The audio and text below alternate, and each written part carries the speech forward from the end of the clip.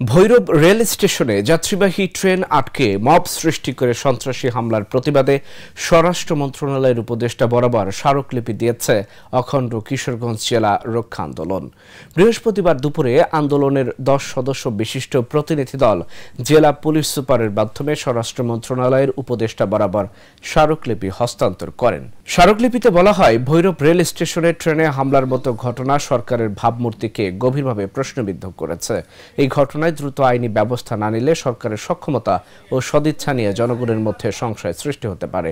তাই স্বরাষ্ট্র উপদেষ্টা দ্রুত ঘটনা তদন্তের নির্দেশ দেবেন এবং হামলাকারীদের বিরুদ্ধে কঠোর আইনি ব্যবস্থা গ্রহণ করবেন বলে আশা প্রকাশ করেন তারা। এ সময় উপস্থিত ছিলেন অখণ্ড কিশোরগঞ্জ জেলা রক্ষা আন্দোলনের মুখপাত্র জগলুল হাসান চয়ন, বৈষম্য বিরোধী ছাত্র আন্দোলন কিশোরগঞ্জ জেলা শাখার সাবেক আহ্বায়ক হাফেজ ইকরাম হোসেন, সাবেক সিনিয়র যুগ্ম আহ্বায়ক মামুন মিয়া সহ অনেকে। দীর্ঘদিন যাবৎ জেলার দাবিতে বাজিতপুর এবং ভৈরব উপজেলার সাধারণ জনতার ব্যানারে তারা তাদের দাবি নিয়ে আন্দোলন করে যাচ্ছে, কিন্তু বিগত 2-3 দিন পূর্বে আমরা লক্ষ্য করেছি যে তাদের এই জেলার দাবির প্রোগ্রামকে কেন্দ্র করে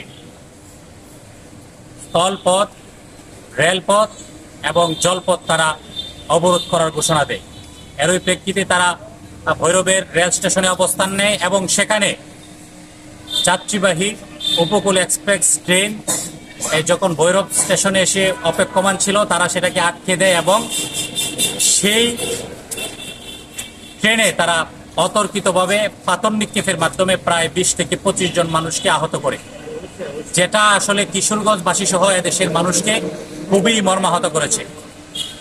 আমরা চাই অদূর ভবিষ্যতে যেন কেউ তাদের নিজেদের কোনো দাবি দেওয়া বা আন্দোলন নিয়ে এমন আর কোনো ধরনের ঘটনার পুনরাবৃত্তি যেন না হয়, আর যে কোনো ধরনের এমন দাবির ভিতরে উচ্ছৃঙ্খল জনতা প্রবেশ করে যেন সাধারণ মানুষকে কোনো ধরনের হয়রানি, সাধারণ মানুষের উপর কোনো ধরনের আক্রমণ, সাধারণ মানুষকে কোনো ধরনের আহত না করতে পারে। এরই লক্ষ্যে আমরা আজকে কিশোরগঞ্জের সচেতন ছাত্র জনতার ব্যানারে আমরা একটি স্মারকলিপি প্রদান করেছি, যেন কিশোরগঞ্জের সার্বিক আইন শৃঙ্খলা পরিস্থিতি সুন্দর এবং সুশৃঙ্খল থাকে, আর কোনো ধরনের বিশৃঙ্খল পরিস্থিতি যেন না হয়। অতিরিক্ত পুলিশ সুপার মহোদয়ের কাছে আমরা স্মারকলিপি প্রেরণ করেছি স্বরাষ্ট্র উপদেষ্টা বরাবর, যেন আর এরকম কোনো ঘটনা অদূর ভবিষ্যতে না ঘটে।